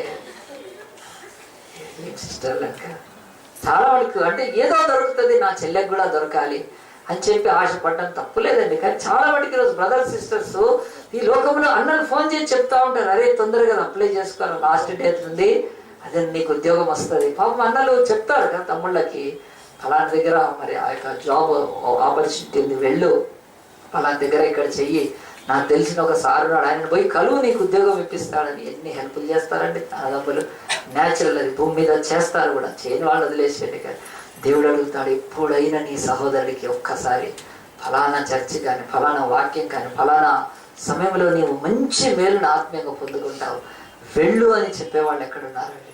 బైబిల్ అనిపిస్తుంది, ఈ యొక్క యోహాను పత్రిక సువార్తలు రాయబడిన ఆంద్రేయ ఈ భూమి మీదనే బెస్ట్ బ్రదర్ అండి. ఆంద్రేయ తన తమ్ముడిని చూసి, ఆ యొక్క సహోదరుడైన పేతురుని చూసి ఒకవేళ యేసుక్రీస్తు దగ్గర నడిపించకపోతే మనకు ఈరోజు చర్చిలో ఈ యొక్క బైబిల్లో పేతురు ఉండేవాడు కాదండి. మరి ఆ తర్వాత పేతురు అంత ఆధిక్యతలు పొందుకున్న పేతురు చివరికి కూడా ఎవరికి రుణపడి ఉండాలంటే తన సహోదరుడికి. సహోదరులు మనకు డబ్బులు ఇవ్వచ్చు కదండి, ఎవరైనా సొంత బ్రదర్స్, తెలిసిన బ్రదర్స్ అయితే వడ్డీ లేకుండా డబ్బులు ఇస్తారు కదండి. అంతకు మించి అయితే ఏం చేయలేరండి కదా. వాళ్ళది ఉన్నది ఏదైనా త్యాగం చేసి కూడా మన సహోదరులు ఇచ్చేయచ్చేమో, కానీ సహోదరు లేరు. కానీ ఒక్కటి వాళ్ళ జీవితంలో మాత్రం ఇవ్వకపోతే అది పెద్ద పాపమై కూర్చుంటుందండి. అదేంటో తెలుసా? నీ అన్నదమ్ముల కక్క చెరువులకు యేసుక్రీస్తుని గురించి చెప్పాలి. అంతకంటే గొప్ప మరి ఆ యొక్క మేలును వాళ్ళ బ్రతుకులు నువ్వు అన్నీ చేసి కూడా వాళ్ళకి యేసుక్రీస్తును పరిచయం చేయకపోతే నువ్వు ఏమి చేసినా కానీ నిష్ప్రయోజనం. చాలా మంది ఏమంటారంటే, నాతో మాట్లాడు, మా సిస్టర్ మాట వినదు. ఎవరి సిస్టర్ వింటారు? ఎవరు వినరు. మా బ్రదర్ మాట వినడు. ఎవరు బ్రదర్ వింటాడు? ఏ బ్రదర్ వినాలి? అది బైబిలే చెప్తుంది కదా. ఎందుకనంటే ఎవరి మనస్సు వాళ్ళది, ఎవరి స్వేచ్ఛ వాళ్ళది, ఎవరికి దేవుడు ఇచ్చిన స్వాతంత్రం. కానీ నువ్వు ఒకవేళ ఆంధ్రేయలాగా నీ సహోదరుడు రక్షణ పొందాలని, నా సహోదరుడు పాతాళానికి చేరకూడదని, వాడి ఆత్మ బంధకాల్లోకి వెళ్ళకూడదని ఒక దేవుని సన్నిధిలో భారం ఉంటే మాత్రము దేవుడు అంటున్నాడు, నీ సహోదరుడికి నీవు బెస్ట్ బ్రదర్ అయ్యి రేపు ఆ పరలోకంలో దేవుడు అవార్డు ఇవ్వగలుగుతాడని. మూడోది చెప్పి నేను ముగిచ్చేస్తాను. దేవుని యొక్క సన్నిధిలో బెస్ట్ ఫాదర్ అవార్డు అండి. దేవుడు అబ్రహాముకు ఇస్సు చెప్తున్నాడు, బెస్ట్ బ్రదరు ఇదిగో ఈ యొక్క యోహాను సువార్తలో ఆంధ్రేకి చెప్తుంటే, మూడోది దేవుని యొక్క వాక్యంలో మనందరం కూడా దేవుని యొక్క వాక్యంలో నుంచి చూద్దాము. మరి యోహాను సువార్త 1వ అధ్యాయంలో 43వ వచనంలోనే అక్కడ ఇంకొక వ్యక్తి విషయమే రాయబడి ఉంది. ఇది కూడా చాలా మటుకు మనకు తెలుసు. ఇది ఒకవేళ ఇవ్వచ్చేమో, కానీ భూమి మీద మాత్రం ఏ నరుడు కూడా మరి ఇవ్వలేని దేవుడు ఇస్తాడు. యోహాను సువార్త 1వ అధ్యాయంలో 43వ వచనంలో, మరునాడు ఆయన గలిలయకు వెళ్ళగోరి ఫిలిప్పును కనుగొని నన్ను వెంబడించుమని అతనితో చెప్పాను. ఫిలిప్పు బెత్సైదా వాడు, అనగా ఆంద్రేయ పేతురు అనే వారి పట్టణ కాపురస్తుడు. ఫిలిప్పు నతానేలును కనుగొని, ధర్మశాస్త్రంలో మోషేయు ప్రవక్తలను ఎవరి గురించి రాసిరో ఆయన కనుగొంటిమి, ఆయన యోసేపు కుమారుడైన నజరేయుడగు యేసు అని అతనితో చెప్పాను. అందుకు నతనీయులు అంటాడు, నజరేతులో నుండి మంచిదేదైనా రాగలదా అని అన్నడుగా, వచ్చి చూడమని ఫిలిప్పుతో అన్నాడు. ఇక్కడ ఎవరండి? ఈయన కూడా శిష్యుడు, మనందరికి తెలుసు. కానీ మరి ఎప్పుడైతే ఇదిగో యొక్క ఫిలిప్పు అనే ఇతను మరి తను యేసుక్రీస్తుని తెలుసుకున్నప్పుడు ఇతడు కూడా ఆంద్రేయ ఆ యొక్క కాపురస్తుడే, ఆ యొక్క బెత్సైదా సంబంధించిన వాడే. అతడు యేసు ప్రభువును వెంబడించడం మొదలు పెట్టాడు. కొన్ని రోజుల తర్వాత ఈ ఫిలిప్ అనే ఈ యొక్క యేసుక్రీస్తు శిష్యుడికి కానీ, లేకపోతే ఆ యొక్క యూదుడైన యేసు ప్రభువును వెంబడించి ఒక విశ్వాసి అయినా తను ఒకరోజు నతానియేలు కనుక్కున్నాడు. నతానియేలు అంటే ఆయన ఫ్రెండ్. ఆయన ఫ్రెండ్ని కనుక్కొని ఏం చేసిండే, నతానియేలు చెప్తున్నాడు, నతానియేలు మేము ఆ యొక్క నజరేయుడైన యేసును మెస్సయ్యగా కనుక్కున్నామన్నప్పుడు, అప్పుడు వెంటనే ఆ యొక్క ఫిలిప్పు మాటలకు ఈ యొక్క నతానియేలు ఏమన్నాడంటే, నిజంగా నాకు తెలుసు మీరు అవలాగాళ్లే అన్నాడు. మీరు ఎందుకనంటే ఫస్ట్ నుంచి కూడా మీరు బోలాగాళ్లే, మీకు అంత తెలివి లేదు, అవన్నీ నాకు తెలుసు కదా. చాలా మంది కూడా నా ఫ్రెండ్ ఏదని చెప్పగానే ఒక జోక్ వేస్తారు, కానీ వాడి మీద ఎందుకు వేస్తారంటే వాడి విషయం మిగతా వాళ్ళకి మంచి అంచనా ఉంటుంది. ఎందుకంటే వాడి మార్క్స్ ఎన్ని వస్తాయో, వాడు ఎంత చిట్టింగ్ కొడతాడో, ఆ తర్వాత ఏమేమి అబద్ధాలు ఆడతాడో దాదాపు ఫ్రెండ్స్కి అందరికీ తెలుస్తుంది. నాలెడ్జ్ కదా, ఒక కొన్న వ్యక్తికి స్నేహితులకు తెలుస్తుంది. అలాగనే నతానియేలు ఫిలిప్పుని చూడంగానే మెస్సయ్యను కనుక్కొని అన్నాడు అని పేరు కూడా చెప్తున్నాడు నజరేతులో. అప్పుడు అన్నాడు, నజరేతులోంచి ఏమన్నా వస్తుందా పిచ్చి మీకు అని చెప్పినప్పుడు ఇక ఫిలిప్పు అతనితో నతానియేలు ఎందుకు వాదించలేదంటే, ఏ విషయమైనా వాదించవచ్చు కానీ దేవుడి విషయం ఏం వాదించవచ్చు. అయినా వాటికి నిజంగా ఫిలిప్పు కూడా చాలా సంగతులు తెలియదు. ధర్మశాస్త్రంలో లోతుగా వెళ్ళి అసలు యేసుక్రీస్తు జననం ఎట్లా జరుగుతుంది, ఏ వంశంలో వస్తారు, ఇవన్నీ అంతా తెలియదు. కానీ ఒక ఆశ అయితే ఉంది కానీ కనుక్కున్నాడు. అప్పుడు ఈ యొక్క ఫిలిప్ అంటున్నాడు, మేమో చెప్పటం కాదు, నేను చెప్పటం, నువ్వు వచ్చి చూడమన్నాడు. అప్పుడు చూడమంటే ఈ యొక్క ఫ్రెండ్ ఏం చేశాడంటే, ఫ్రెండ్ రిక్వెస్ట్ కనుక లేచి వచ్చి ఆ యొక్క ఫ్రెండ్ చూస్తున్నాడు. చూసిన తర్వాత దూరం నుంచే నతానియేలు వస్తున్నప్పుడు అప్పుడు యేసు ప్రభు అతన్ని చూసి ఎంత మంచి మాట అన్నాడు చూడండి.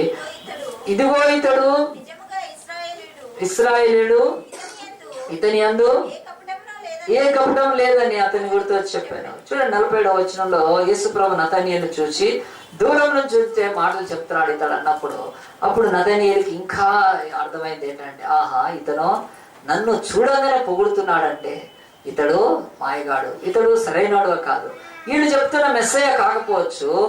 అప్పుడే నాకు డౌట్ వచ్చింది, ఈయన నజరేతులోంచి వచ్చాడంటేనే. అంటే అలాగున పొగడటంతో నన్ను కూడా తన శిష్యుని చేసుకోవాలనుకుంటున్నాడేమో, ఇలాగున నాకు ఒక ఉచ్చు వేస్తున్నాడేమో, నన్ను ఆకర్షించడానికి ఇలాగున పలుకుతున్నాడేమో అని చెప్పి అది ఎంత తొందరగా నతనీయులు అపార్థం చేసుకున్నాడండి. మనం కూడా ఎవరి దగ్గరగా వెళ్ళినప్పుడు కదా, ఆహా నువ్వు ఎంత బాగున్నది, ఇదేంటి రాగానే డబ్బు కొడుతున్నారంట కదా.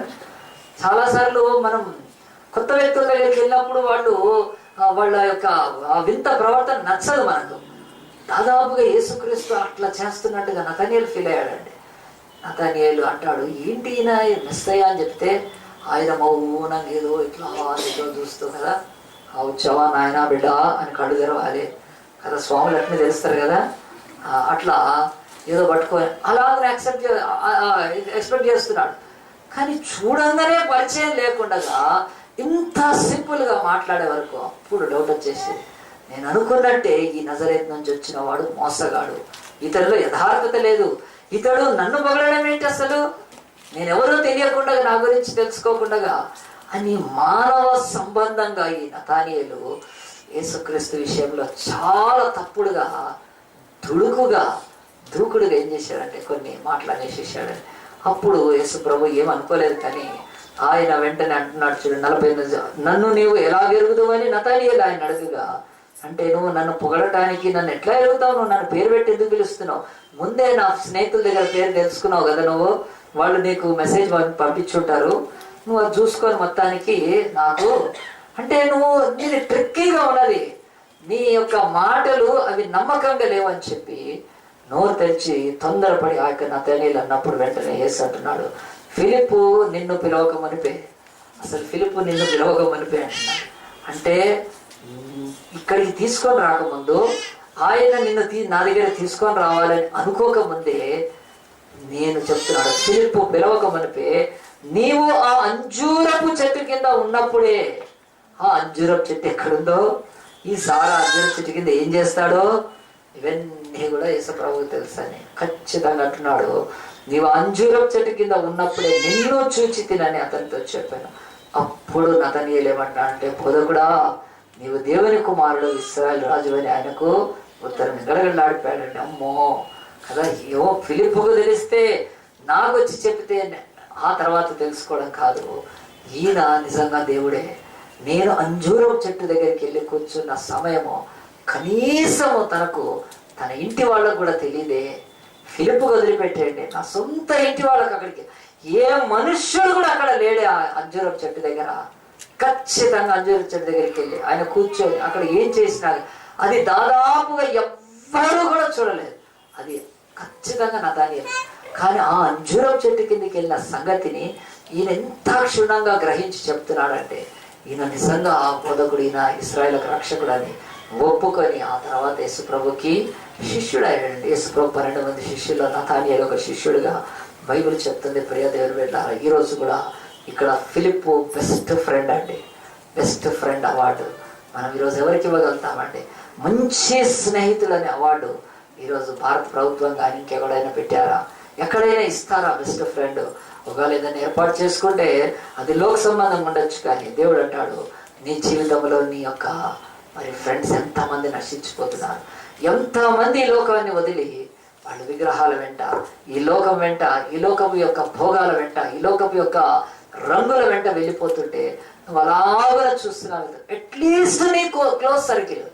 ఫిలిప్పు నతనీయుల దగ్గరికి వెళ్ళి చెప్పడానికి ముందు ఫిలిప్ అనుకోలేదు, నేను వెళ్ళి యేసు ప్రభువుని చూసి ఆయన ఆజ్ఞాపించి అవన్నీ చేసిన తర్వాత ఆయన దగ్గర నుంచి నేను నేర్చుకొని ఆ అద్భుతాలని చేయడం నేర్చుకొని ఆయన శిష్యుడిని తర్వాత ఒక రోజు నా ఫ్రెండ్ నతనీయుల దగ్గరికి నేను చాలా ఎక్విప్ అయి వెళ్తామని అనుకోలేదండి. ఎర్లీగా అప్పుడప్పుడే కొంతకాలమే యేసు ప్రభువుని తెలుసుకొని ఫిలిప్ కానీ అనుకున్నాడు, ఈ యేసుక్రీస్తుని నేను చెప్పటము ఎట్టి పరిస్థితుల్లో నతనీయుల విషయంలో మరి అది లేట్ కాకూడదని నతనయేలును నెక్స్ట్ టైం కలుసుకున్నప్పుడే చెప్తున్నాడు, నేను యేసుక్రీస్తును చూచాను రమ్మని. ప్రియ దేవుని బిడ్డారా, నీ జీవితంలో ఎంత కాలమైంది ఫ్రెండ్స్, నువ్వు జీసస్ నెలిగొండి ఆ జీసస్ గురించి ఒప్పుకోవడానికి చాలా మంది సిగ్గుపడతారు. ఫ్రెండ్స్కి యేసుక్రీస్తుని చెప్పడానికి చాలా సిగ్గుపడతారు. ఎందుకంటే యేసుక్రీస్తు గురించి ఒకవేళ సాక్ష్యం పలకాల్సి వస్తే ఒకవేళ కులం అడుగుతారేమో, ఒకవేళ యేసుక్రీస్తుని దేవుడు అని మనం ఒప్పుకొని వాళ్ళతో చెప్తూ ఉంటే మనం ఒకవేళ తక్కువ చేయబడతామేమో, లేకపోతే మనం దేవుని వెళ్ళామని చెప్పిన తర్వాత వాళ్ళు మనల్ని దూరంగా పెడతారేమో. ఇలాంటి ఎంత దరిద్రమైన ఆలోచనతో ఈరోజు భారతీయ క్రైస్తవులు అలా ఉండటాన్ని బట్టి ఇండియాలో క్రిస్టియానిటీ లేదు. ఎందుకంటే యేసుప్రభు నీకు ఏం చేయలేదు, ఆయన నీ కొరకు తన ప్రాణాన్ని సమస్తాన్ని ఆ యొక్క శిలువలో త్యాగం చేసిన ఆ యేసుక్రీస్తు ద్వారా పొందిన రక్షణ సంతోషం ఆనందం నీకుంటే నువ్వెప్పుడు కూడా ఆపుకోలేవండి. ముఖ్యంగా స్నేహితుల విషయంలో అది మన వెల్లూరులో ఒక హాస్పిటల్ అండి. హాస్పిటల్లో మరి ఆ యొక్క మెడిసిన్ జాయిన్ కావడానికి చదవడానికి చాలామంది ఆ యొక్క గర్ల్స్ జాయిన్ అవుతున్నప్పుడు ఒకసారి ఆ యొక్క హాస్టల్లో ఆ రూమ్లో కొద్దిమంది ఉన్నారు, ఒక నలుగురు అట్లా ఉన్నప్పుడు చాలా మంచిది, ఇండియాలోనే బెస్ట్ వన్ ఆఫ్ ద ఆ యొక్క మెడిసిన్ ట్రైనింగ్ అయ్యేది వెల్లూరు హాస్పిటల్లో, మనకు తెలుసు. అది హాస్టల్లో ఒక అమ్మాయి జాయిన్ అయ్యి ఏం చేసిందంటే వాళ్ళు పొద్దున్న లేచి పూజలు చేసుకుంటా ఉండంటే ఒక అమ్మాయి చేయట్లేదు. వాళ్ళు అడిగారు, ఎందుకు నువ్వు చేయట్లేదు అంటే, నేను క్రిస్టియనే, నేను పూజ చేయనని చెప్పింది. సరే వదిలేసేసారు, కానీ చేస్తే ఏం తప్ప అంటే అవును తప్పే అని చెప్పింది. అయినా కానీ వాళ్ళు ఏం పట్టించుకోరు. తర్వాత 2వ రోజు 3వ రోజు అయిపోయిన తర్వాత వాళ్ళు రోజు పూలు పెడుతూ ఉన్నారు. పూలు పెడుతూ ఉన్నప్పుడు ఆ యొక్క దండలన్నీ పూలు పెడుతున్నప్పుడు యేసు ప్రభుది కూడా ఒక బొమ్మలా ఫోటోలాగా ఉంటుంది దాన్ని. అయితే ఆ యొక్క ఫోటోకి బొమ్మ వేయడానికి చేసినప్పుడు మరి అక్కడ ఆ యొక్క మరి ప్రాంతంలో పనిచేసే ఒక ఆమె కూతురు వచ్చింది. ఆ అమ్మాయి కూడా కృష్ణే. వీళ్ళంతా పూలు వేస్తూ ఉంటుంటే ఏం చెప్పిందంటే, మీరు అందరికీ పూలు వేయండి కానీ యేసు ప్రభుకి పూలు వేయద్దు అన్న. అట్లా మేము మాకు యేసు ప్రభు అంటే కూడా ఇష్టమే, దేవుళ్ళ ఫోటోలో పెట్టారు కానీ ఆ అమ్మాయి చెప్పింది, ఆ చిన్న అమ్మాయి చెప్పింది, ఎవరికైనా ఫోటో వేయండి కానీ యేసు ప్రభుకి వేయద్దు. ఎందుకనంటే చచ్చిన వాళ్ళకి వేస్తారు ఫోటోలు అని ఆ చిన్నపిల్ల చెప్పేసింది. యేసు ప్రభు ఆయన సజీవుడు కనుక ఆయనకి వేయడానికి లేదు. సరే వీళ్ళకి మళ్ళీ బాధ కలిగింది. ఆ తర్వాత అది అయితే ఈ యొక్క ఫ్రెండ్స్లో ఒక అమ్మాయి ఏం చేసిందంటే తన మిగతా స్నేహితుల క్రిస్టియన్ చెప్తుంది ఏమని, మరి మీరు యేసు ప్రభు నమ్ముకోండి అని చెప్తున్నప్పుడు వాళ్ళు అన్నారంటే, నువ్వు అది అట్లాంటిది మా దగ్గర తీసుకొని రావద్దు, ఆ మత సంబంధమైనవి, ఒక ఫ్రెండ్గా ఉండాలంటే ఉండు, లేకపోతే లేదని చెప్పి కొంచెం స్ట్రిక్ట్గా ఇచ్చేస్తారు. అంతేనండి. ఆ తర్వాత ఆ అమ్మాయి మరి నోరు తెరవలేదు. మొదట్లో చెప్పింది తన చదువుకుంటూ ఉంది. ఒకరోజు వాళ్ళ స్నేహితులందరూ మరి ఎక్కడికో పిక్నిక్ వెళ్ళారు. పిక్నిక్ వెళ్ళి వాళ్ళు రిటర్న్ వచ్చేసేసారు. రిటర్న్ వచ్చిన తర్వాత ఆ యొక్క అమ్మాయిలు ఉండే ఆ యొక్క హాస్టల్లో రూమ్ తలుపెట్టింది.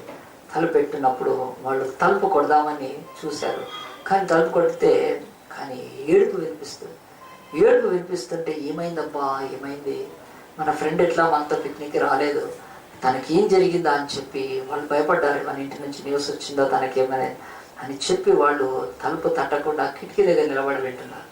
విని వింటుండే ఆ అమ్మాయి మోకాళ్ళు ఏడుస్తూ ప్రార్థన చేస్తుంది. తన రూమ్మేట్స్ 3 గురించి ఏడుస్తూ ప్రార్థన చేస్తుంది. వాళ్ళ పేర్లు పెట్టి ప్రార్థన చేస్తూ ఉంటే వీళ్ళు ఆశ్చర్యపోయారు. ఏంటి అసలు మా లైఫ్ కొరకు ఈమె ఏడవడం ఏంటి తన ఫ్రెండ్. వాళ్ళు ఇంకా అట్లా నిలబడిపోయారు, ఆ కిటికీ దగ్గర నిలబడి వింటా ఉన్నారు. మరి ఈమె నిజంగా చెప్తుంది అంతా కూడా ఆ ప్రార్థన ద్వారా విని గ్రహించడం మొదలుపెట్టారు. ఆ తర్వాత కొద్దిసేపు అయినాక ఆ అమ్మాయి ప్రార్థన ముగించినాకనే డోర్ తీశారు. వాళ్ళు అడిగారు, లోపల ఎందుకు మా గురించి ఏడుస్తున్నాం అంటే, అమ్మాయి చెప్పింది, మేము వెళ్ళేది మహిమలోకి, మీరు వెళ్ళేది నరకానికి. మీరు ఎంత మెడిసిన్ చదివి ఎంత డాక్టర్లు అయినా కానీ మీరు తర్వాత ఈ లోకంలో ఎంత పేరు సంపాదించుకున్నా ఏమీ మిగలదు, క్రీస్తులోనే రక్షణ ఉన్నది. మీరు తెలియక ఈ ఫోటోలకు అంత మొక్కుతున్నారని చెప్పి, మరి అంత మాత్రాన మా కొరకు ఏడవాలంటే, అవును మాకు దేవుడు ఆ యొక్క నా సొంత విషయాలు దేనికి నేను ఏడ్చింది అనలేదు, కానీ ఆత్మలో భారం ఉంది నాకు కనుక మీరందరూ రక్షణ. నేను ఇంకొద్ది కాలం తర్వాత ఈ హాస్టల్లోంచి వెళ్ళిపోతాను, ఎప్పుడూ మీరు నన్ను కలవరు, కానీ ఇక్కడ ఉండగానే నేను మీ కొరకు ప్రార్థన చేసినప్పుడు దేవుడు కార్యం చేయాలని ఏడుస్తారా అని చెప్పి అలాగ నేర్చినప్పుడు వాళ్ళ ఫ్రెండ్స్ కదిలించబడ దాంట్లో ఒక బ్రాహ్మణు కన్వర్ట్ అయిందండి. తర్వాత కన్వర్ట్ అయ్యి ఆమె ఆంధ్రప్రదేశ్ను ఊపింది. ఆమె బుక్ కూడా దొరుకుతుంది, నేను పేరు మర్చిపోయాను, సుబ్బలక్ష్మి ఏదో ఉంది. ఆమె హెబ్రోన్ చర్చిలో దాదాపుగా మరి భక్త సింగ్ గారికి ఒక రైట్ హ్యాండ్ లాగా ఉండేది. ఆమె వెల్లూరులో డాక్టర్, ఆమె చదివింది, మెడిసిన్ చదివి డాక్టర్ అయ్యి, ఆ తర్వాత డాక్టర్ వృత్తి కూడా చేసి, ఆ తర్వాత వదిలేసి దేవుడి సేవ ఆంధ్రప్రదేశ్, తమిళనాడు అంతా చేసిందండి ఒక స్త్రీ. కానీ ఆమె అంత పెద్ద ఆమెను ఎవరు తయారు చేశారు? అంత పెద్ద సేవకురాలు ఎట్లా ఆమె మారిందో బుక్లో రాసింది. నేను వెల్లూరు హాస్పిటల్లో, నేను ఆ వెల్లూరు మెడికల్ కాలేజ్ చదువుతున్నప్పుడు ఒక క్రైస్తవ స్నేహితురాలు, నా రూమ్మేట్, నా కొరకు ఏడ్చి ప్రార్థన చేస్తుంటే నా హృదయం కరిగిపోయింది. నేను ఆ తర్వాత ఇక యేసుక్రీస్తును కాదనుకోలేకపోయాను. నేను మరి యేసుక్రీస్తు అని అంటే ఆయన అంటరాని వాళ్ళ దేవుడు వచ్చేది. యేసుక్రీస్తు అంటే భారతదేశపు దేవుడు కాదని, యేసుక్రీస్తు అని అంటే ఆయన మరి అన్యులకే మాకు కాదని ఒక బలమైన ఆ మూఢ నమ్మకాల్లో ఉన్న నన్ను ఆమె ప్రేమ, ఆత్మల పట్ల భారము, ఈరోజు కనీసం మా మతంలో మా కొరకు తప్ప మా బంధువుల గురించి కూడా మేము ప్రార్థన చేయమే. నేను నా భార్య పిల్లలు చల్లగా ఉండాలని చెప్పి ప్రార్థన చేస్తాను. ప్రతిరోజు అలాగే ప్రార్థన చేసే ఆ యొక్క హిందువులు నాకు వాళ్ళు చెప్తూ ఉంటే అనిపిస్తుంది, కాదు ప్రార్థన అంటే ఇంకా మించి ఉన్నది. నీ పొరుగున నీ స్నేహితులు నశించిపోతుంటే వాళ్ళ కొరకు ప్రార్థన చేయాలి. ఎందుకంటుంది ఈరోజు ఎవరైనా అలాగునా ఒకవేళ తన ఫ్రెండ్ కొరకు ప్రార్థన చేసే వాళ్ళు ఉంటే దేవుడు అంటాడు, రేపు బెస్ట్ ఫ్రెండ్ అవార్డు దేవుడు ఇస్తాడు. ఆయన ఇచ్చే ఆ అవార్డును బట్టి దేవుడు పరలోకంలో నీ మహిమ, దేవుడు నీకు ఇచ్చే అక్షయతలోని కిరీటాలు అవి ఎంత గొప్పగా ఉంటాయి. ఎంతసేపు మన ఫ్రెండ్స్ని వాడుకోవడం నేర్చుకుంటారని. ఫ్రెండ్తో పని పడితే అతన్ని ఎలాగైనా సరే ఒప్పించి ఒక పని అతని ద్వారా ఇంకేదైనా సహాయం పొందాలన్నా, ఫ్రెండ్స్తో కొంచెం మంచి టైం గడపడానికి, ఇంకా ఫ్రెండ్స్తో చెప్పాలంటే ఎన్నోసార్లు కూడా మనకు చేతగాని వాళ్ళతో చెప్పించుకోవడానికి కూడా మనం మంచి ఫ్రెండ్షిప్ అంటే దేవుడు అంటున్నాడు, ఈ యొక్క యేసుక్రీస్తు పరిచయం చేసే ఫ్రెండ్షిప్ కంటే గొప్ప ఫ్రెండ్షిప్ ఏమీ లేదండి. ఆలోచించండి, ఎన్నిసార్లు మన జీవితాలలో ఈ యొక్క మరి ఫ్రెండ్స్ గురించి ఆలోచించాం. ఒక లిస్టు, నీ యొక్క school friends, best friends list ఉందా? లిస్ట్ ఉండకపోవచ్చు, పేర్లు గుర్తుండొచ్చు, ఫోన్ నెంబర్లు కూడా మర్చిపోతున్నారు. అని అంటాడు, నువ్వు ఒక డైరీలో రాసి పెట్టుకొని ప్రార్థన చేస్తాడు. ప్రార్థన చేస్తూ ఉంటే నువ్వు పరిచయం అయిన తర్వాత కలవనప్పుడు కూడా నీ భారం నీ స్నేహితుల కొరకు ఒకరోజు వాళ్ళని రక్షణలో నడిపిస్తుంది. అంతేకాదు, నువ్వు మళ్ళీ ఇంటర్మీడియట్లో కానీ డిగ్రీలో కానీ ఎక్కడైనా నీ ఫ్రెండ్స్ ఎవరున్నారో కొన్ని సంవత్సరాలు వాళ్ళ పేర్లు పెట్టి ప్రార్థన చేయి. దేవుడు ఒక్కళ్ళని వదిలిపెట్టాడు. కానీ దేవుడు దానికి నీకు ఇచ్చే ప్రతిఫలం ఏంటంటే, భూమి మీద భారతరత్న, మన దేశంలో ఉన్న భారతరత్న, ప్రపంచంలోని నోబెల్ ప్రైజ్ కంటే కూడా గొప్ప ప్రైజ్ నీకు దేవుడు ఇస్తాడండి. ఎందుకనంటే నేను చెప్పాను, ఈ లోకంలో అవార్డ్స్, రివార్డ్స్ కానీ ఏవైనా సరే వెనక్కి తీసుకోకపోవచ్చేమో తప్ప దేవుడు ఇచ్చేది అవి వెనక్కి పోవండి. దేవుడు బైబిల్లో అంటున్నాడు, ఫిలిప్పు భూమి మీద ఒక బెస్ట్ ఫ్రెండ్ తన స్నేహితుడైన నతానియేలుని యేసుక్రీస్తు యొక్క 12 మంది అపోస్తులకు తీసుకొచ్చాడు.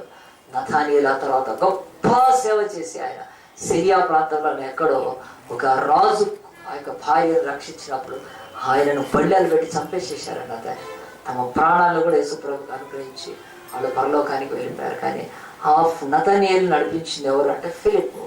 ఈరోజు దేవుడు అడుగుతాడు, నీ ఫ్రెండ్స్ ఎక్కడ ఉన్నారు?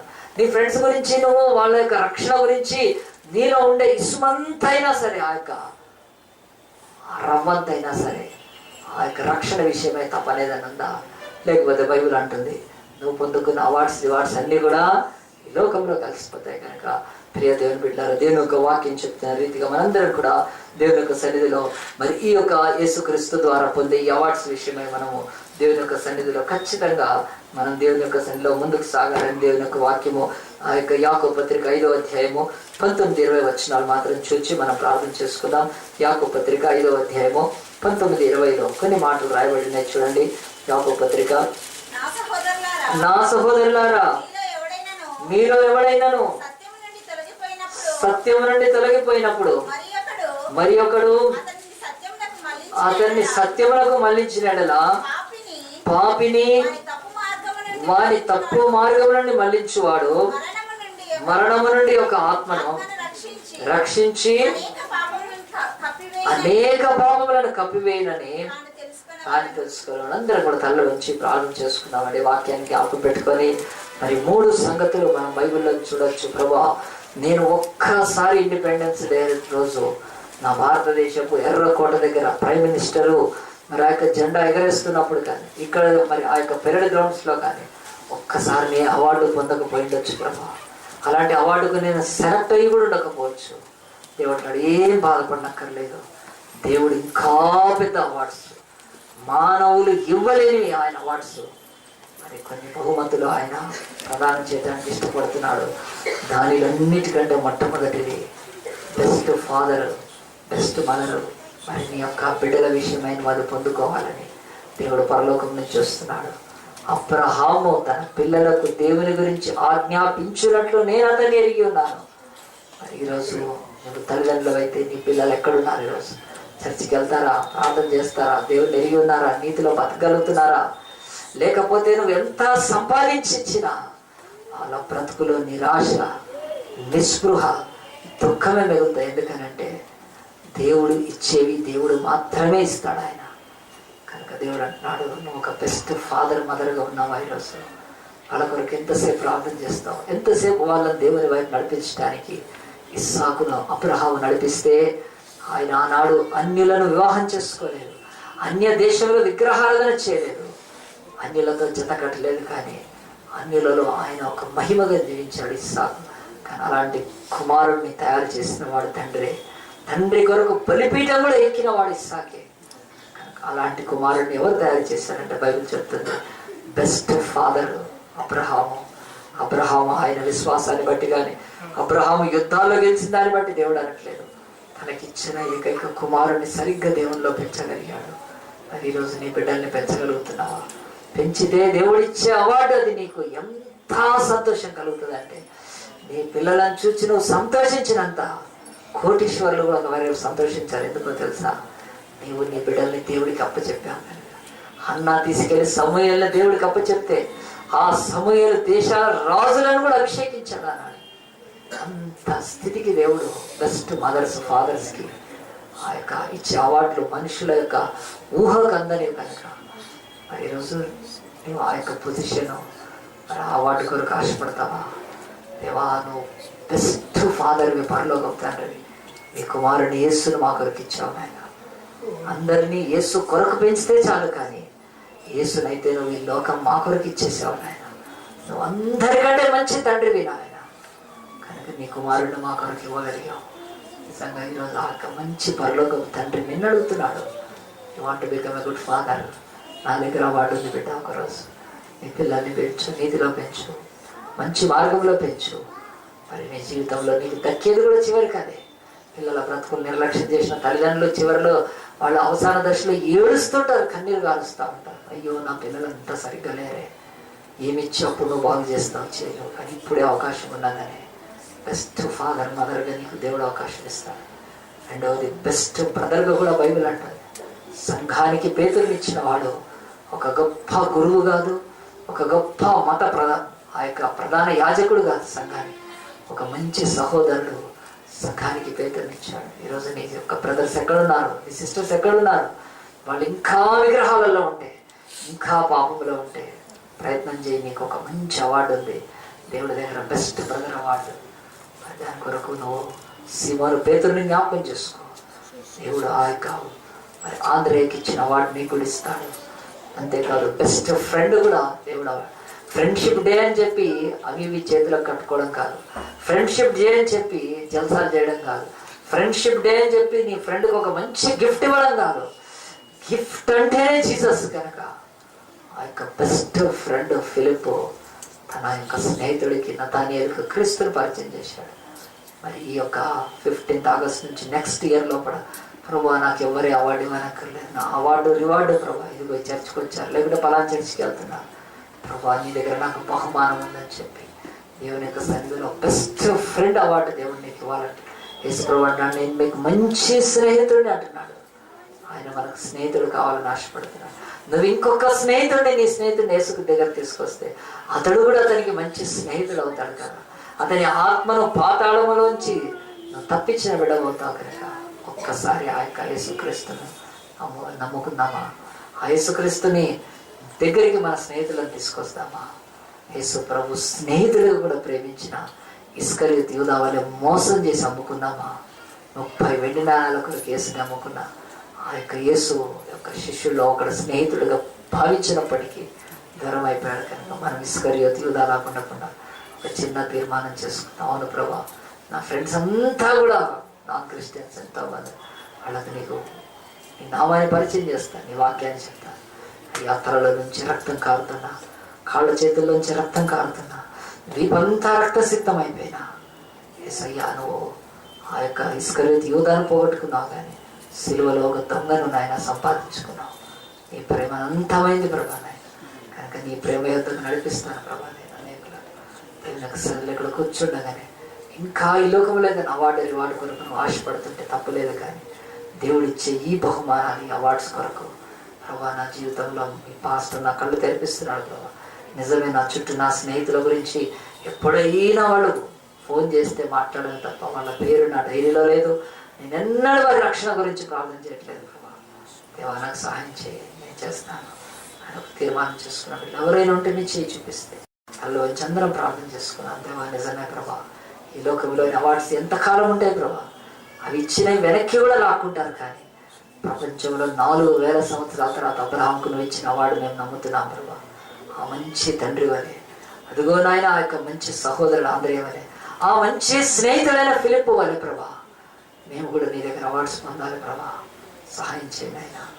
ఇంకా మేమేదో చర్చికి వెళ్ళడం, మాది మాదే మాది మాదే మాదే చూసుకోవడం కాదు, స్వార్థం ప్రభా నాయన కాదు ప్రభా. అనేకులన్నీ కూడా నడిపిస్తాం. స్వామి సహాయం చేయి. దేవునికి మహిమ కలుగుగా. చేతులు తెచ్చి వెళ్దాం, ప్రార్థన చేసుకున్నాం. మహోన్నతుడా, పరిశుద్ధుడా, ప్రేమ స్వరూపి, మహిమ గంటలు నీకే కలుగునుగా నాయన. మరొకసారి రోజు నాయన పరిశుద్ధ వాక్య ప్రకారం ప్రభా నా తండ్రి, మేము మంచి తండ్రిగా, నాయన మంచి సహోదరుడిగా, మంచి స్నేహితుడిగా ఈ లోకంలో ఉండగలిగిన మార్గం ఒకటి ఉంది కనుక నాయన దాంట్లో నడిచి ప్రభా నాయన కల్వరి నాదులైన క్రీస్తును ప్రతి ఒక్కరికి నాయన పరిచయం చేస్తూ వారిని నీలోకి నడిపించి వారి ఆత్మలను పాతాళం నుంచి, నరకం నుంచి, తీర్పు నుంచి అయ్యా తప్పించడం నాయన. వారి జీవితాల్లో అనేక వేదనలు, బాధలు చూసి సంతోషించడం కాదు, సగము సహాయం చేయడం కాదు, సంపూర్ణ సహాయము ప్రభా నీ నామాన్ని ప్రభా సహోదరులకు ప్రకటించడమే ప్రభా నా తండ్రి. కనుక ప్రభా మరొక్కసారి ప్రభా ఇక్కడ తండ్రి చేతులైతే బిడ్డలైతే తీర్మానం చేసుకున్నారు, వారు వెళ్ళి ఆలోచించదురు కాక ప్రభా, వారి డైరీ తెరిచి వారి పేర్లు రాసుకొని ప్రార్థన ప్రారంభించదురు కాక నా తండ్రి. అయ్యా వారికి యొక్క తండ్రి అతి గొప్ప ధన సంపాదన ఆత్మలే కనుక నాయన, ఇతరులను క్రీస్తులకు నడిపించడమే కనుక నాయన. అలాంటి కృపలోకి నాయన తండ్రి నాయన బిడ్డలకు నాయన కావలసినంత శక్తిని, అభిషేకాన్ని ఇచ్చి మీరే తండ్రి ఆ కార్యాన్ని జరిగించుకోవాలి. ఇతబడిన వాక్యాన్ని నారగట్టు నీరు పోసి మీరే ఫలిపించమని, కూడి వచ్చిన ప్రతి కుమారుడు వాడుతున్నాను చేతులెత్తి దీవించి ఆశ్రదించున్నాను. ఇంకెప్పుడైనా సరే నాయన ప్రపంచంలోని కానీ ఏ యొక్క తండ్రి పేపర్లలో అవార్డ్స్ చూసినప్పుడు నాకు ఒక అవార్డు ఉందని ఆశపడటం మొదలు పెట్టారు ప్రభా. నాకు మంచి బహుమతులు ఉన్నాయని ప్రభా నేను ఆశపడి దాని ప్రకారం వారు అడుగులు వేయటం మీరే సహాయం చేయమని అయ్యా నీకే మహిమ గంతలు ఆరోపించుకోండి. ఈ కొద్ది మనవులను ప్రార్థనలను మా ప్రభు లక్ష్మణుడైన యేసు పరిశుద్ధ నామాన్ని బట్టి అడిగి వేడుకుంటున్నాము తండ్రి. ఆమేన్.